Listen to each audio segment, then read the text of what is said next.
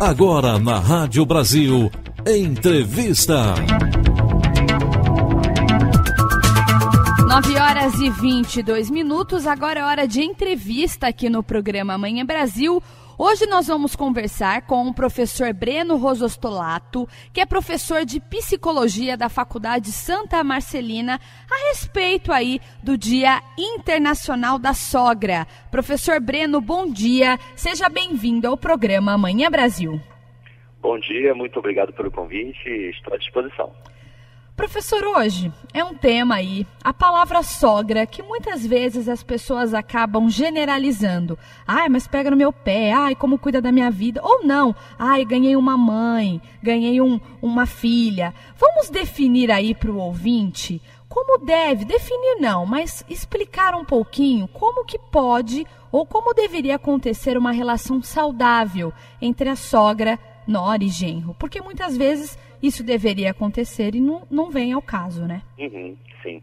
É uma questão familiar, né? A gente tem que pensar acho que a relação que a gente estabelece com a sogra é a relação que a gente tem que estabelecer pensando muito na questão da família, né? Afinal de contas, ela é a mãe de quem nós escolhemos viver ao lado, né? É a mãe do nosso do marido, da esposa, enfim.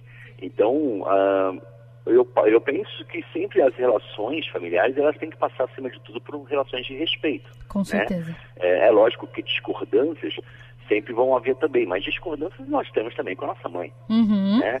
É lógico que relação de respeito passa principalmente por compreensão, por você saber falar, saber ouvir, né? Mas tudo de uma forma muito acolhedora, né?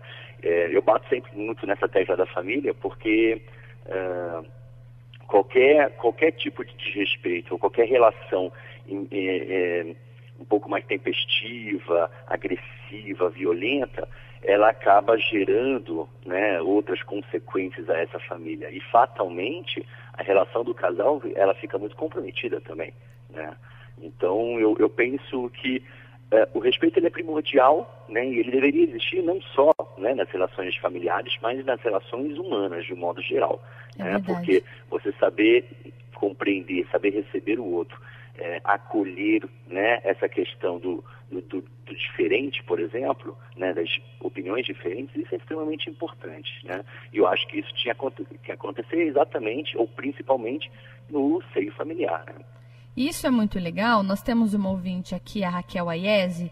Ela escreve o seguinte, professor, que a sogra dela é muito tranquila, ela tem 3 filhos homens e 2 netos, e ela fala assim, então eu acho que eu sou a filha que ela não teve, porque muitas vezes ela pensa em mim e ajuda muito, então não posso reclamar dela e ajudamos muito uma a outra. Então é legal quando tem essa relação saudável, né? E não que, porque em algumas situações, em algumas dinâmicas familiares, quando ocorre alguma coisa, às vezes a mulher pode até falar para o marido, então você escolhe, ou eu ou a sua mãe. Isso é muito sério, né?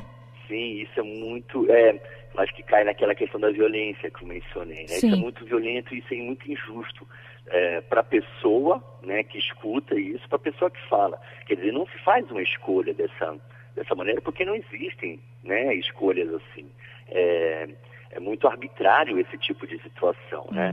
E no caso da ouvinte, eu acho importante o exemplo dela, porque é um sentimento de completude, né? Então, uma sogra que vê justamente na nora o sentimento de, né, projeta na nora a figura da filha, né? Isso é extremamente importante, porque para a sogra tem um significado muito grande e passou a ter um significado muito grande também, um significado afetuoso, logicamente, também para a nora. Então, como é importante, né, a gente ter justamente essas identificações e esse sentimento de respeito.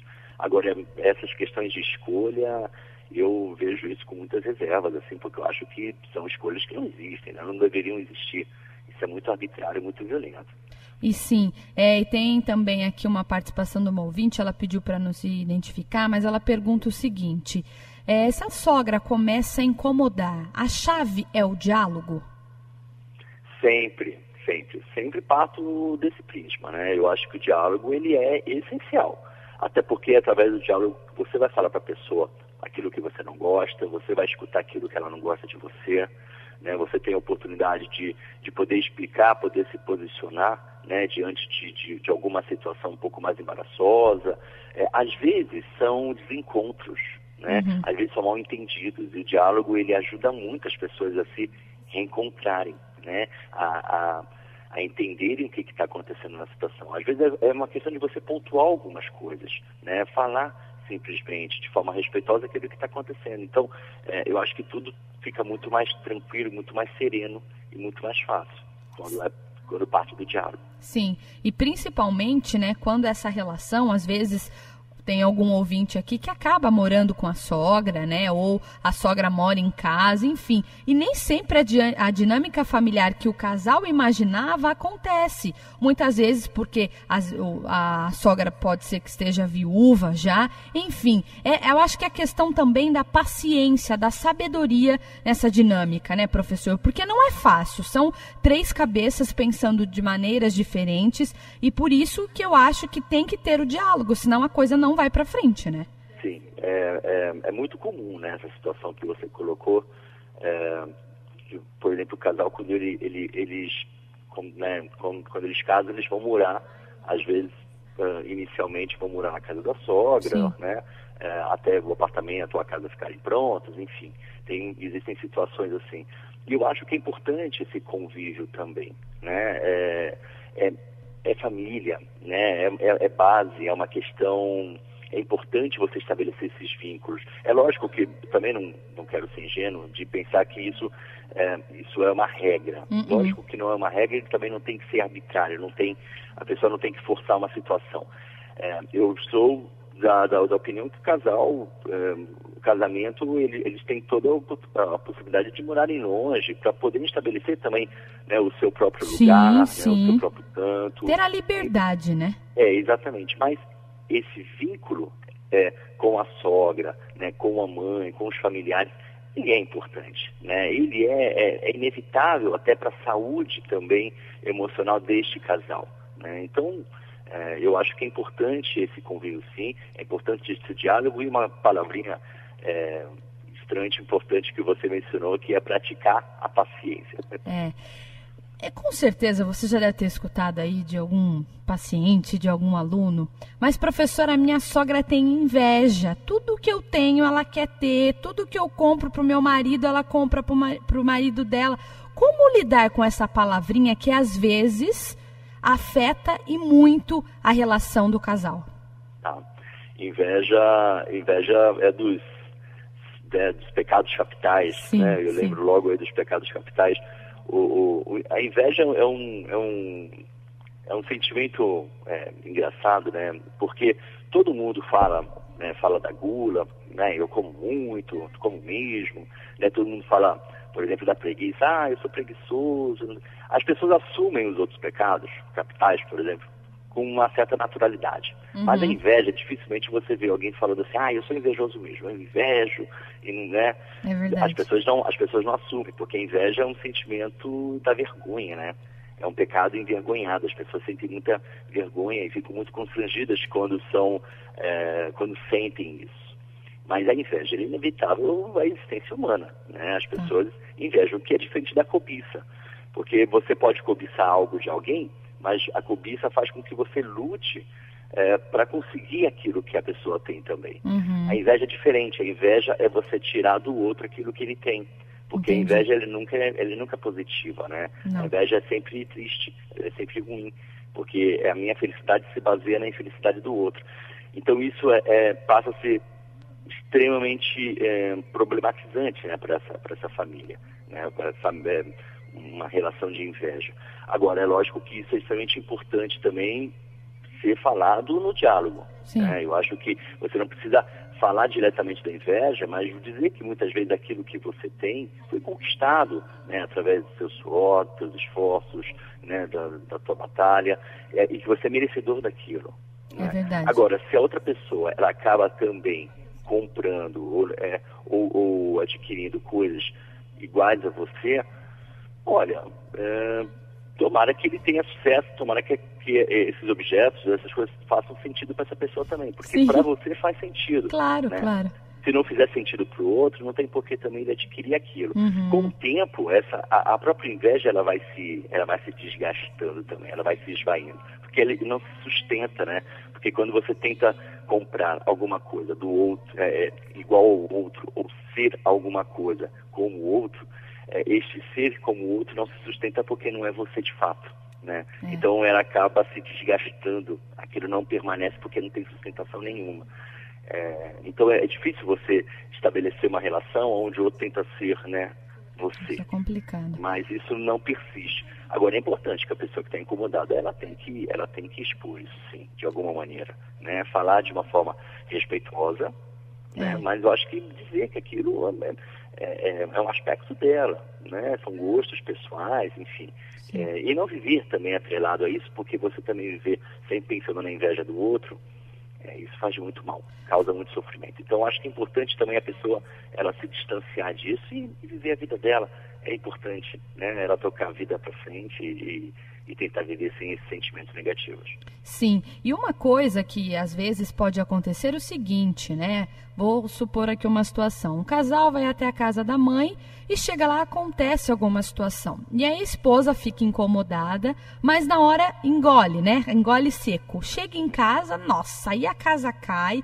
Aí a esposa fala muita coisa para o marido, só que muitas vezes ele não concorda e fala, não, a minha mãe é assim e ela não vai mudar, quem tem que mudar é você. Ou seja, aí começa uma discussão por uma coisa às vezes boba e que muitas vezes pode interferir também na relação do casal, né? Nós sabemos aí que na Bíblia, a partir do momento que marido e mulher se casam, eles formam uma nova família, né? Deixam seu pai e a sua mãe. Só que eu acho que isso tem que fazer sentido quando eles conseguem viver em paz, né?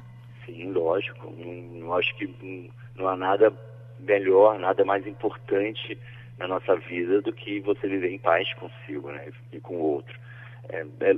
Uma situação como essa que você ilustra também, ela também é corriqueira, acontece muitas vezes, né? As pessoas se acusando, mas ele é assim, não, mas minha mãe não é, se você quiser você mude.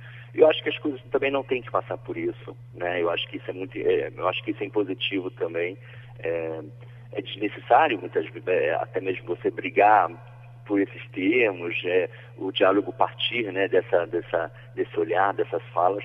Eu acho que são falas muito agressivas também. Não acho que tenha partir por aí, não.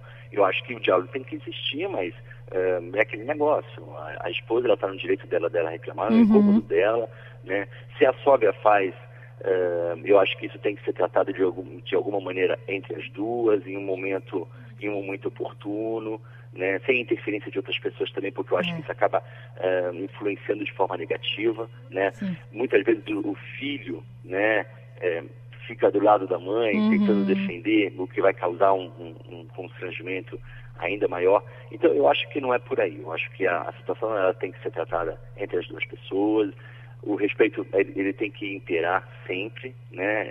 As pessoas podem falar para as outras o incômodo que elas estão sentindo, mas tudo pode ser resolvido sem acusações, sem agressões, né? Eu acho que são sem aquela, né? Sem a verborragia. As pessoas não precisam mais falar, né?